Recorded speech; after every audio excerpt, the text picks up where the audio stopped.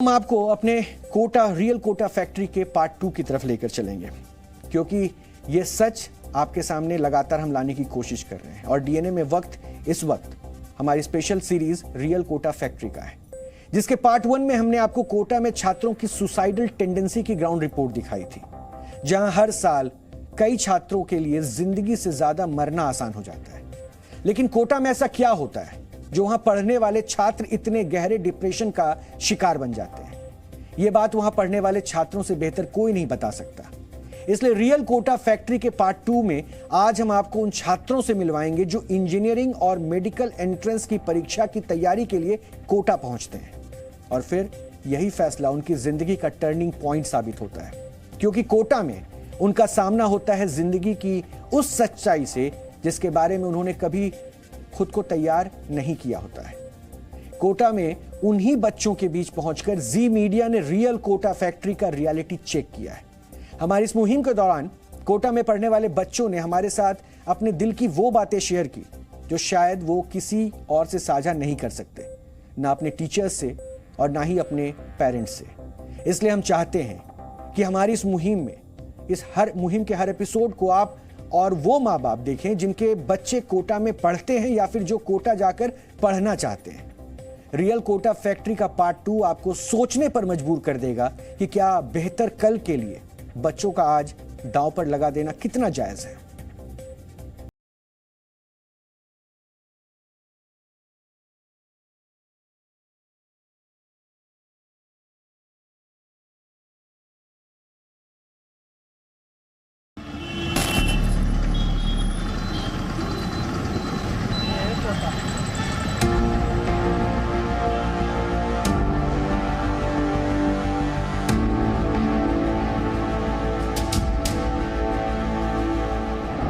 अगर 75% से अबव नहीं है तो आप मतलब आईआईटी के कॉलेज के लिए तो काबिल नहीं हो।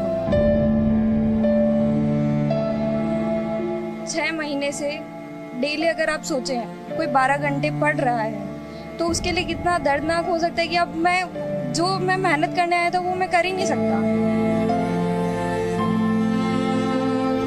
मतलब हम लोग कितनी भी मेहनत कर ले, कितनी ज़्यादा से ज़्यादा ट्राई कर ले, फिर भी ये डर रहता ही है कि शायद पता नहीं हम उन 2-3% बच्चों में सिलेक्ट होंगे कि नहीं होंगे। स्वामी विवेकानंद की मूर्ति है और स्वामी विवेकानंद जी ने कहा था, उठो जागो और तब तक न रुको जब तक लक्ष्य की प्राप्ति ना हो जाए।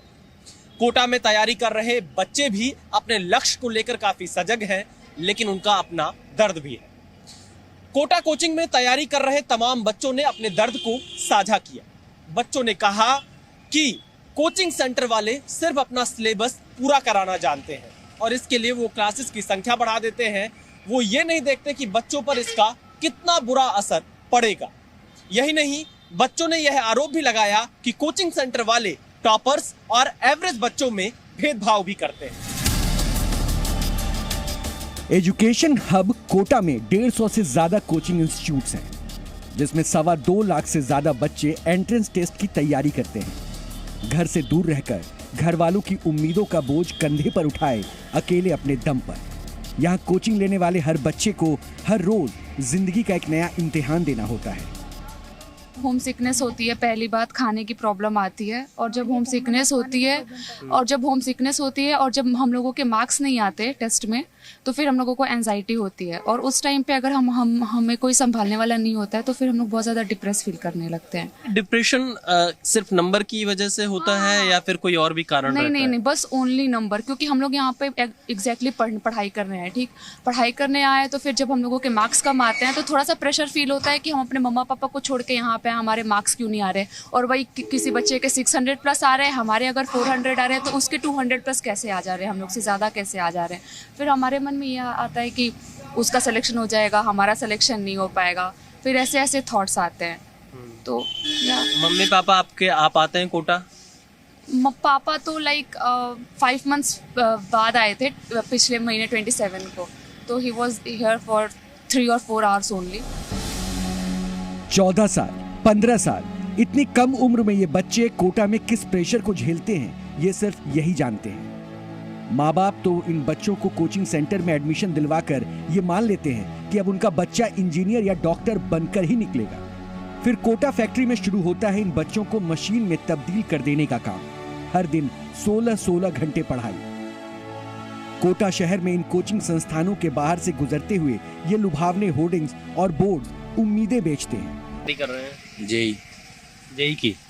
अभी किस क्लास में है आप? 11th में। अगले ईयर मतलब 12th में आ जाएंगे। स्कूलिंग कैसे हो पा रही है? स्कूलिंग मतलब दिल्ली में ही है। मेरा एग्जाम देने के लिए जाना पड़ता है। किस माहौल में आप लोग पढ़ाई करते हैं? शांत तो बिल्कुल नहीं रहता और प्रेशर का है तो रहता है हर चीज़ का कि एग्ज़ाम का रहता है कि एग्ज़ाम में क्या होगा। जो हमारे टेस्ट होते हैं अगर उसमें नंबर ना आए तो उस चीज़ का टेंशन रहता है कि हम आगे क्या होगा। और जो पीछे के चैप्टर्स हमारे जो रहते हैं रिवाइज करने पड़ते हैं वो भी नहीं हो पाते हमारे ज़्यादातर। और घर से अलग रहता है कि कैसे चल रहा है उससे उनसे और बोलना कि सही चल रहा है उससे फिर अंदर से ही आता है कि यार मैं अपने घर वालों से झूठ बोल रहा हूँ ये सब। तो हर चीज़ का टेंशन रहता है। कोटा कोचिंग के वक्त बच्चों की उम्र बहुत छोटी होती है, इसलिए उन पर नजर रखना और उनका ध्यान रखना जरूरी होता है। कोटा कोचिंग के कई बच्चों ने यह स्वीकार किया कि दोस्ती टूट जाने, ब्रेकअप हो जाने से वो डिप्रेशन में चले जाते हैं। कोटा कोचिंग के कई बच्चों ने यह भी बताया कि जब उनके दोस्तों के अच्छे नंबर आते हैं तब उनके वो दोस्त उनसे दूरी बना लेते हैं, जिसकी वजह से वे मानसिक तौर पर भी परेशान हो जाते हैं। कोटा कोचिंग के इन बच्चों के मन की बात को आपको भी सुनना चाहिए। अपने आसपास लोगों को देखती हूँ तो लाइक बहुत लोग होते हैं जो पढ़ाई के लिए बहुत मतलब मेहनत कर रहे हैं पर उनका मार्क्स इंक्रीज नहीं हो पा रहा है तो वो उन चीज़ों से डिप्रेस्ड हो जाते हैं। बहुत लोगों के बहुत अच्छी फ्रेंडशिप होती है। अब कोई मान लो किन्हीं का सिलेक्शन हो गया, कोई यहीं रह गए, या फिर फ्रेंड सर्कल में कोई है कि जिनके नंबर इंक्रीज होने लगे तो वो अपने जो फ्रेंड्स पीछे रह गए हैं उनसे दोस्ती तोड़ दिया या फिर अब बात नहीं कर रहे हैं। तो वो एक मेजर फैक्टर बन जाता है।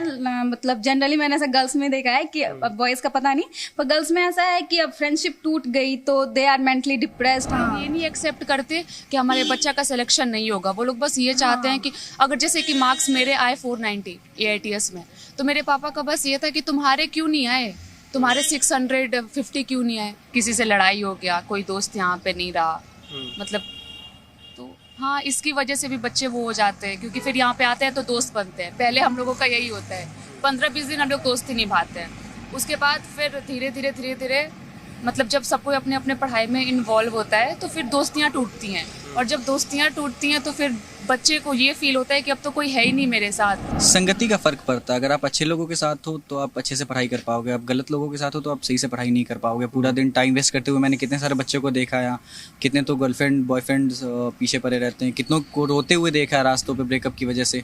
ये सब फैक्टर से अफेक्ट होते हैं। क्या ब्रेकअप एक कारण बनता है मेंटल प्रेशर का? ऑफकोर्स। कोई आपने केस स्टडी देखी अपने सामने इस तरह की? हाँ, मैंने अपने हॉस्टल में 1-2 बच्चों को देखा है जो हॉस्पिटलाइज्ड हो गए थे। इवन 1 महीने तक हॉस्पिटल में थे ब्रेकअप की वजह से। उन्हें कोई काउंसलिंग नहीं मिलती है? नहीं, काउंसलर्स होते हैं बट वो शेयर करने से बातें डरते हैं काउंसलर्स से। कोटा फैक्ट्री में घुसकर जब हमने खुद को यहाँ पढ़ने वाले बच्चों की जगह रखा तो महसूस हुआ कि सुनहरे भविष्य की गारंटी देने वाले कोटा में बच्चे डिप्रेशन में कैसे चले जाते हैं। आखिर इनके लिए दोषी किसे माना जाए, बच्चे को, अति महत्वाकांक्षी पेरेंट्स को, कोचिंग संस्थानों को, या फिर इन बच्चों की किस्मत को? बच्चा सुसाइड करने का एक कारण है कि जब बच्चा आता है प्रेस हो वहाँ से तो अच्छा पढ़ता है, यहाँ पे आके थोड़ी सी लाइन गलत हो जाती है, यारी दोस्ती ज़्यादा बढ़ जाती है। लाइन गलत हो जाती है मतलब किस तरह की? यारी दोस्ती बढ़ जाती है ना, लाइन गलत हो जाती है। मतलब कैसे? दोस्ती ज़्यादा बढ़ जाती है। किससे? बच्चों से और गर्ल्स से, सभी से बढ़ जाती है। तो क्या है कि वो जिस चीज़ के लिए आया है उससे भटक जाता है। भटकने के बाद में फिर क्या होता है कि जब लास्ट समय जब आता है, वो जब पढ़ाई पर लगता है तो मार्क्स कम आते हैं तो डिप्रेशन में आ जाता है। इस कारण से भी वो सुसाइड करता है। कोटा में लगभग 2.25 लाख बच्चे आज की डेट में नीट, IIT और दूसरे एग्जाम्स की तैयारी कर रहे हैं। बच्चे पूरे कंट्री से आते हैं, उसमें 90% वाले बच्चे भी हैं, 40% वाले बच्चे भी हैं, लेकिन कई बच्चों को संभाल नहीं पाते हैं। इस कारण से कई बच्चे रेगुलर एब्सेंट रहते हैं और एक कालांतर में जाके वो डिप्रेशन शिकार होते हैं और ऐसी घटनाएं कर बैठते हैं। एक बच्चा ऐसा है जो पेरेंट्स 15 दिन पहले ही छोड़े गए थे, अंडमान का बच्चा था, 15 दिन बाद ही सुसाइड कर लिया। ऐसा लग रहा है कि जैसे उस बच्चे को घर वाले जबरदस्ती छोड़े गए हों, उसका मन ही नहीं हो, ऐसे केस पे आ रहे हैं।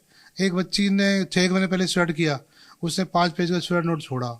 उसने कहा कि उसकी साइंस लेने की कतई इच्छा नहीं थी, मम्मी के प्रेशर से उसने साइंस ली और उसका कतई मन नहीं लग रहा है, जबकि वो बच्ची 90% वाली थी और अल्टीमेटली इस बच्चे ने सुसाइड कर लिया, वो जबकि इंग्लिश लिटरेचर वो पढ़ना चाह रही थी। तो ये पढ़ाई का प्रेशर डेफिनेटली रहता है, लेकिन पेरेंट्स को टाइमली इन्फॉर्म होता है, उसको इन्फॉर्म करते ही अगर वो टेकअप कर ले शायद ऐसी घटना रुक सकती है। जो भी बच्चा अगर सुसाइड कर रहा है तो सबसे पहले वो कोचिंग आना बंद करता है, सबसे पहले कोचिंग आना बंद करता है। तो हम लोगों की तरफ से तो क्या होता है सर, पेरेंट्स के पास मैसेज आते हैं कि आपका बच्चा, जैसे आप कोई भी बच्चा हमारे कैंपस में एंट्री करता है तो उसकी अटेंडेंस होती है, अगर वो आया है तो मैसेज आता है कि आपका बच्चा कैंपस में एंट्री हो गई बच्चे की।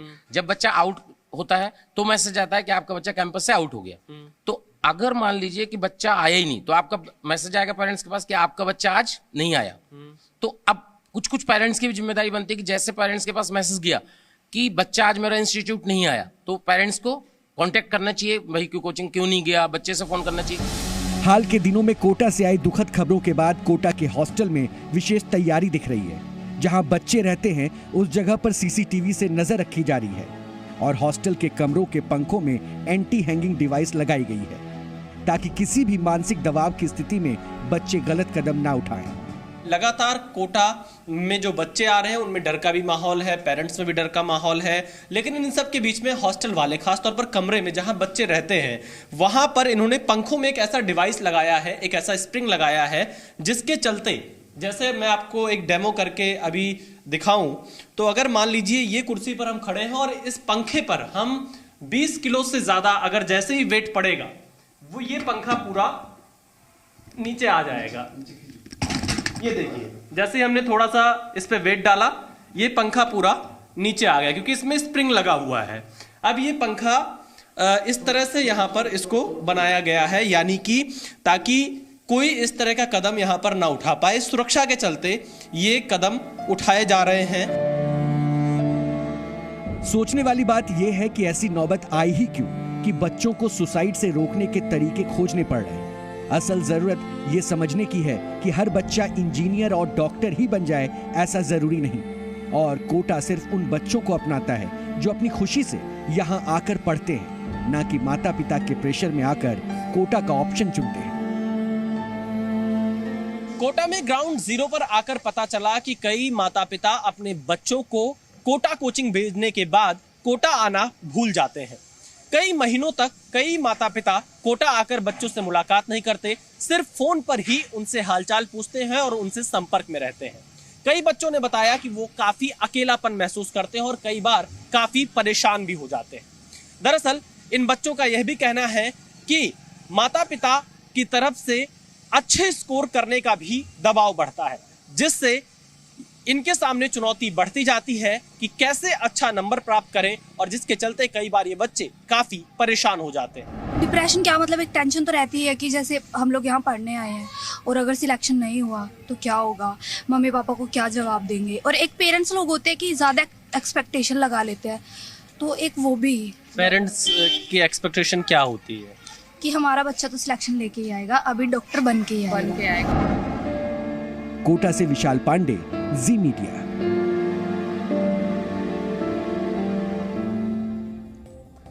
कोटा में पढ़ने वाले छात्रों के डिप्रेशन में चले जाने की एक नहीं कई वजह हैं, जिनका अंदाजा आपको हमारी ये रिपोर्ट देखकर हो ही गया होगा। लेकिन अब सरकार के एक और फैसले ने कोटा में इंजीनियरिंग एंट्रेंस टेस्ट की तैयारी कर रहे छात्रों को डिप्रेशन दे दिया है। दरअसल इसी महीने IIT, NIT, IIIT जैसे भारत के टॉप इंजीनियरिंग कॉलेजों में एडमिशन के लिए JEE एग्जाम 2023 का नोटिफिकेशन जारी हो चुका है, और इस साल नेशनल टेस्टिंग एजेंसी यानी कि NTA ने जी मेंस एग्जाम के एलिजिबिलिटी क्राइटेरिया में बदलाव किया है, जिसके बाद अब IIT, नीट जैसी संस्थानों में दाखिले के लिए सिर्फ जी मेंस पास कर लेने और 12वीं बोर्ड परीक्षा पास कर लेना ही काफी नहीं होगा। 12वीं बोर्ड परीक्षा में 75% मार्क्स का होना भी जरूरी कर दिया गया है, और यह नियम कोरोना महामारी की वजह से 2 साल के लिए सस्पेंड कर दिया गया था। अब इसे दोबारा लागू कर दिया गया है, जिसका कोटा के छात्र विरोध कर रहे हैं। जी मीडिया की टीम से इस बारे में बात करते करते कई छात्रों की आंखों में आंसू तक छलक उठे। नेशनल टेस्टिंग एजेंसी ने इंजीनियरिंग के एंट्रेंस एग्जाम की तारीखों की घोषणा कर दी है। 24 जनवरी 2023 को इसकी परीक्षा होगी, लेकिन एनटीए की तरफ से इंटरमीडिएट में 75% का जो अनिवार्य मार्क रखा गया है, उससे बच्चों की परेशानी बढ़ती जा रही है। कई बच्चों की आंखों में आंसू हैं। कई बच्चों ने यह मांग की है सरकार से कि 75% के कटआउट मार्क को वापस लिया जाए, और बच्चों का यह भी कहना है कि इस फैसले की वजह से वो मानसिक तौर पर परेशान हो रहे हैं। मुझे जो बनना है, मतलब मैं जो चाहता हूँ वो तो आईआईटी के बाद से ही पॉसिबल है, और उस तरह से मैं कर ही नहीं पाऊँगा, क्योंकि अगर अदर प्राइवेट कॉलेज में जाता हूँ तो इतना बर्डन हो जाता है कोर्स का कि सिर्फ उसी को करते रह जाओगे आप। क्या चाहते हैं आप? वो 75% का क्राइटेरिया हटाते हैं एनटीए। 75% का क्राइटेरिया क्या है? अगर आपका 75% आता है बोर्ड में, तब जाकर के आप एग्ज़ाम तो दे पाओगे, लेकिन उसके बाद आपको जो सारी काउंसलिंग होगी ना, तो उसी के अकॉर्डिंग आपको मतलब कॉलेज में आप एंटर नहीं कर पाओगे, क्योंकि आपके 75% क्राइटेरिया लागू नहीं, मतलब अप्लाई नहीं होगा आप पे। और फिर मतलब मैं अपने को कंट्रोल नहीं कर पाता हूँ।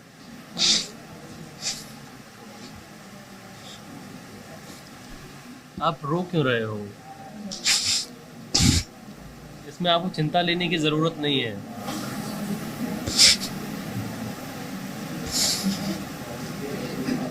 आपको कब पता चला था ये कि 75% का आया है? अभी 4 दिन पहले। आपके कितने परसेंट नंबर आए थे 12th में? मेरे 73 आए हैं। 73 आए हैं।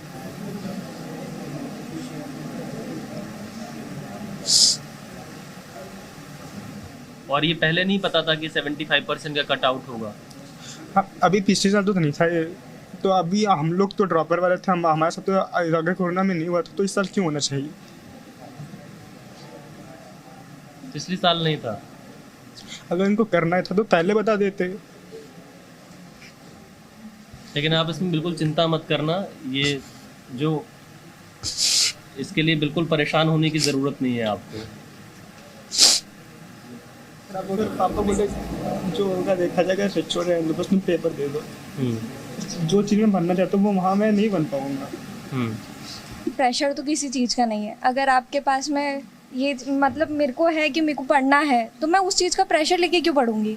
मेरे को अगर इस चीज़ में इंटरेस्ट आ रहा है तो मैं अच्छे से पढ़ूंगी ना, उसमें प्रेशर की कोई बात नहीं है। डिप्रेशन मेरे को किसी चीज़ का नहीं है। पेरेंट्स भी काफ़ी हद तक सपोर्टिंग है, किसी चीज़ का मतलब स्ट्रेस वगैरह कुछ भी नहीं है, ना ही प्रेशर है।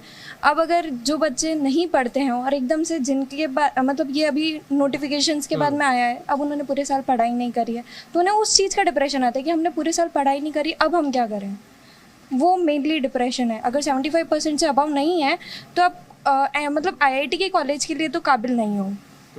आपके कितने परसेंट आए 12th में? मेरे 90% है। 90% है। तो बट जिनके नहीं है उनके लिए तो काफ़ी हद तक डिप्रेसिंग सिचुएशन है। हमने सोचा कि जनवरी में पेपर नहीं होगा, लेकिन अचानक से हो गया, तो उसी का सबसे ज़्यादा बच्चों पे स्ट्रेस है। और 75% वाला क्राइटेरिया, जिसकी वजह से बहुत सारे बच्चे उसी में स्ट्रेस है कि उनका पेपर जब पेपर दे रहे थे तो उनको ये पता नहीं था कि 75% क्राइटेरिया लगने वाला है।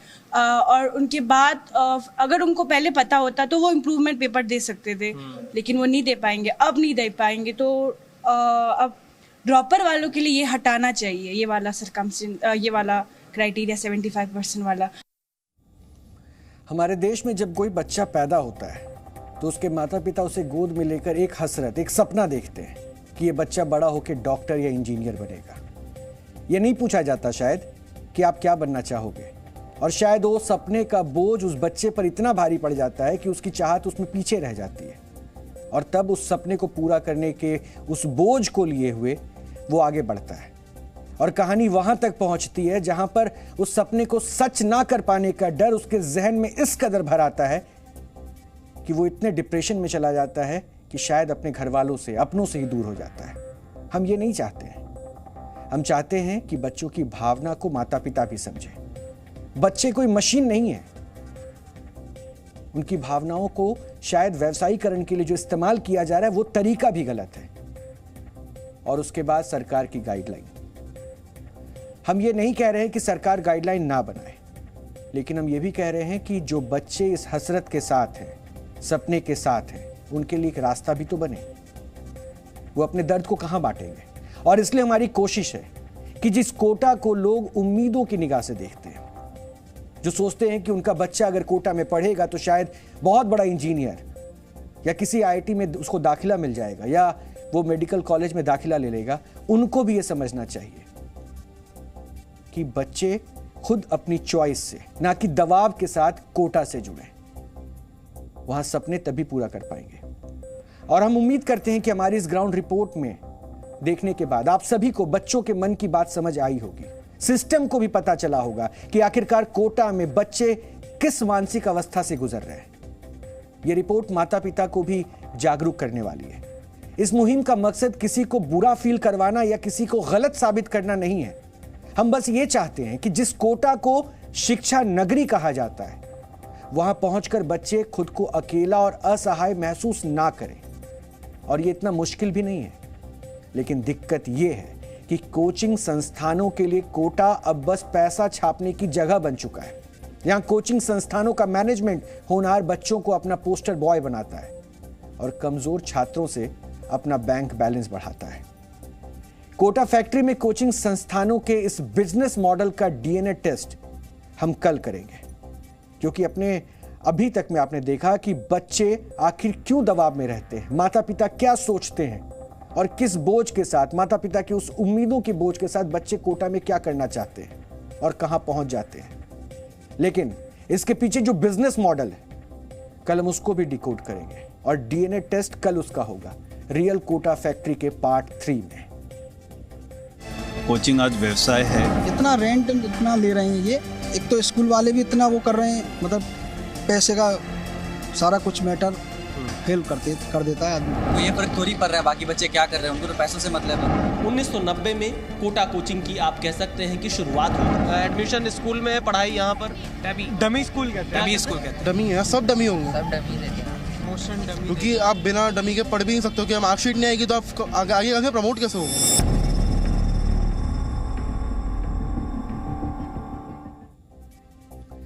ये कोटा फैक्ट्री का वो सच है जिसको आपको देखना चाहिए, इसलिए हमने इसे सीरीज के रूप में आपके सामने रखने की ठानी है। क्योंकि खबरों में आप सिर्फ इतना पढ़ पाते हैं कि आज कोटा में इस बच्चे ने सुसाइड कर लिया, लेकिन उस सुसाइड की वजह नहीं समझ पाते। इसलिए हमने ठाना कि हम वहीं जाएंगे जहां से ये खबर बनकर सामने आती है, और हो सकता है कि इस भीड़ में ये ब्रेकिंग न्यूज बन के ही रह जाती है, लेकिन कभी इसके तह तक जाने की कोशिश किसी ने भी नहीं की। इसलिए हमने इस जिम्मेदारी को उठाने की सोची। और डीएनए में चूंकि जी न्यूज हमेशा आपकी आवाज बनता है, इसलिए हमने ये कोशिश की और अभी भी हम इसे आगे आपके बीच में लेकर आएंगे कि डीएनए में ये पड़ताल, ये सच आपके सामने आए और बच्चों की स्थिति क्या है, बच्चे क्या सोचते हैं, कोटा में क्या होता है और कोटा में आखिर ये पढ़ाई, ये कोचिंग व्यवसाय कैसे बन गया है जो भविष्य के सपनों को बेच रहा है, और उस सपनों को बेचकर उन माता पिता की उम्मीदों का बोझ वो बच्चे ढो रहे हैं। वो सच आपके बीच में हम लेकर आने की कोशिश कर रहे हैं।